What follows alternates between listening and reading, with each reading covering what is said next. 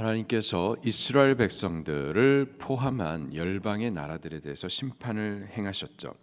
하나님께서 당신의 백성에 대한 그 심판, 징계의 성격이 어떠한지에 대해서 말씀을 해주고 계십니다. 한 세네 가지로 같이 보도록 할 건데요. 첫 번째로 하나님 당신의 백성을 징계하시되 자비하심으로써 징계를 하십니다. 7절을 같이 봉독할게요. 시작. 주께서 그 백성을 치셨던들 그 백성을 친 자들을 치신가 같았겠으며 백성이 죽임을 당하였던들 백성을 죽인 자가 죽임을 당함과 같았겠느냐. 하나님은 우상을 섬기는 이방 나라 그 죄악에 대해서 심판하십니다. 그리고 또 자기 백성도 잘못하면 징계하세요. 김일성을 태양신으로 섬기는 북한 반드시 심판하십니다. 징계하십니다. 또한 하나님을 섬기며 예배하는 우리 대한민국도요, 말씀에서 벗어나면 징계받습니다. 하나님의 백성 유다를 쳤었던 바벨론, 아수르 하나님께서 치십니다. 그러나 하나님의 백성 유다를 또 하나님께서도 치십니다. 그러나 하나님의 백성에 대한 그 징계에는 이방의 것과는 성격이 다릅니다.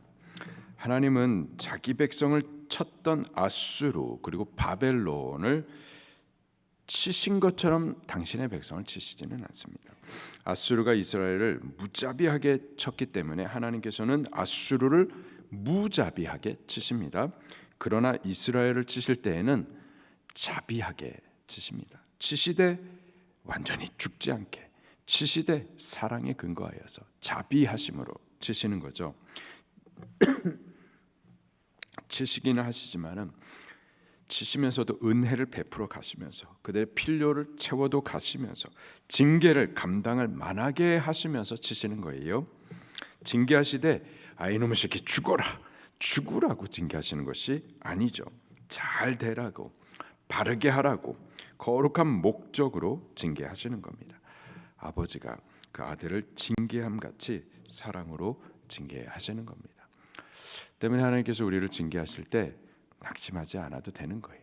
그 목적은 거룩함에 있고 사랑에 있기 때문인 줄로 믿습니다.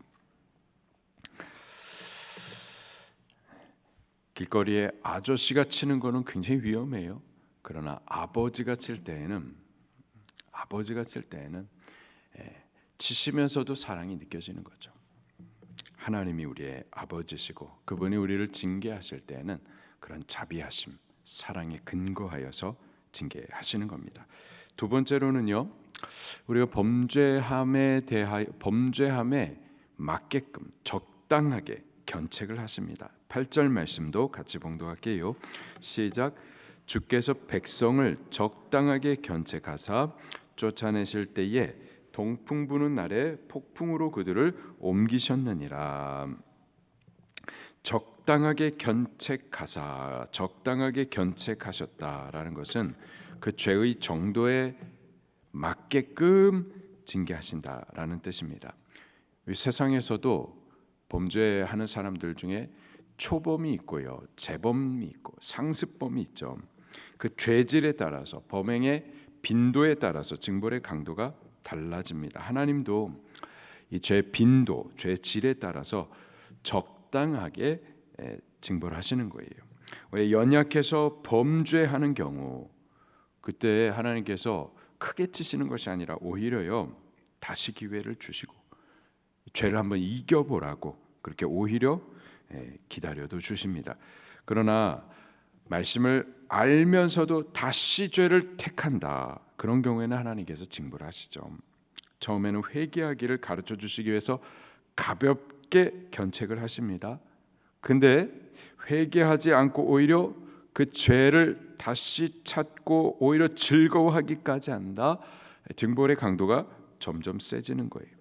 죄 빈도가 늘어가고 죄질이 계속 악해진다, 그러면 징벌도 더 강해지는 겁니다. 징벌의 형태는 처음에는 말로 하십니다. 말씀으로 우리를 책망하세요. 우리가 31십 성경을 읽을 때에 혹은 강단에서 말씀을 대언하는 이 설교를 통해 죄에 대한 찔림을 하나님께서 느끼게 하시죠. 그 말씀을 통해서 우리를 견책하세요. 장권태 목사야, 말씀으로 우리를 견책하신다고요. 다른 때에는 안 들렸었던 말씀이 갑자기 크게 들려요. 다른 때에는 그냥 지나칠 수 있었던 말씀인데 두려움을 느끼게 하세요. 그렇게 말씀으로 우리를 경고하신다고요. 성령님께서 우리를 감동하신다고. 주신 말씀이 자꾸 생각나게 하시고 하나님과 그분의 공의의 심판에 대하여서 인식하도록 그렇게 감동을 주시죠. 그럼에도 불구하고요, 말씀을 여러 차례, 한 번이 아니라 여러 차례 주시고 조금 더 기다려 주심에도 불구하고 회개하지 않으면은요, 그 다음에는 매를 드시게 되는 겁니다. 찔려와 가시를 도단하게 하시는 거죠. 질병을 주시기도 하시고요, 사업의 어려움으로 혹은 물질 문제로 우리를 견책하시기도 하시고요, 또는 자녀의 문제를 허락하시는 등 다양한 모습으로 우리를 징벌하십니다. 세 번째로요, 징계의 목적이 분명한데요, 거룩에 있습니다. 거룩한 회복을 위하여서 징계를 하시는 거죠. 9절 말씀입니다. 시작. 야곱의 불의가 속함을 얻으며 그의 죄 없이함을 받을 결과는 이로 말미암나니 곧 그가 제단의 모든 돌을 부서진 횃돌 같게 하며 아세라와 태양상이 다시 서지 못하게 함에 있는 것이라. 실제로 유다 나라가 하나님의 징벌, 하나님의 심판을 받은 이후에는 지금까지 우상이 세워지지는 않습니다. 그 주변 나라들의 여러 우상들, 이스라엘 아직까지도 우상은 세워지지 않아요.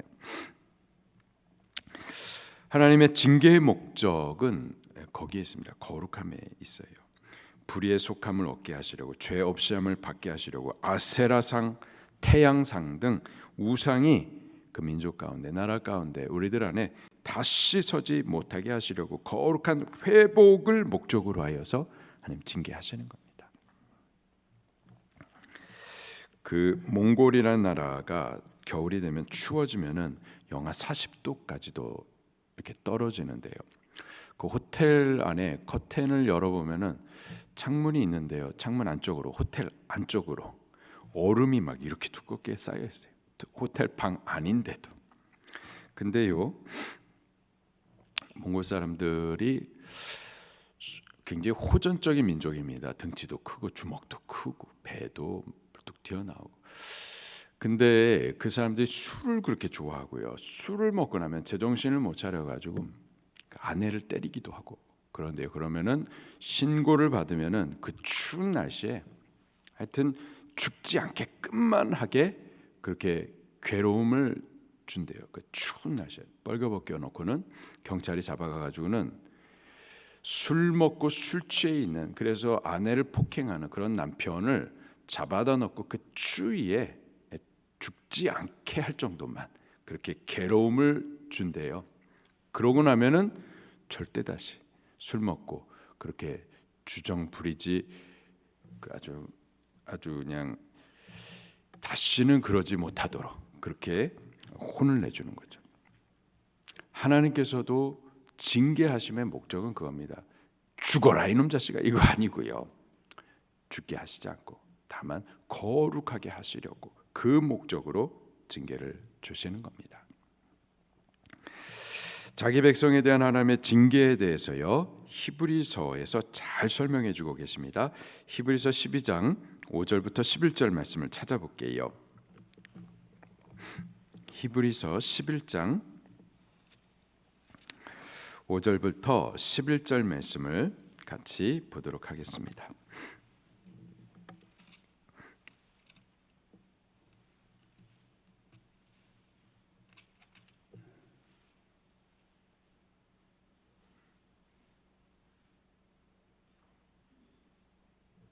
아니죠. 히브리서 10장입니다.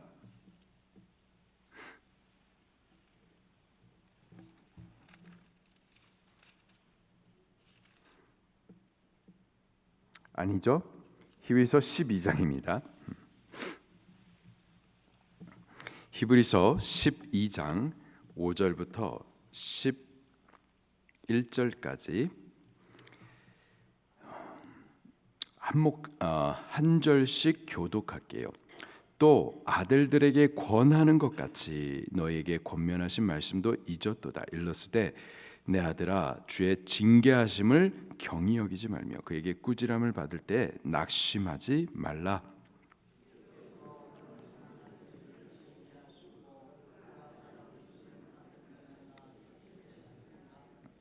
너희가 참음은 징계를 받기 위함이라.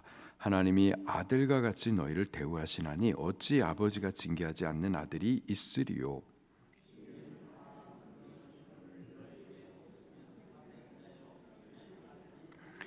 또 우리 육신의 아버지가 우리를 징계하여도 공경하거든 하물며 모든 영의 아버지께 더욱 복종하며 살려하지 않겠느냐.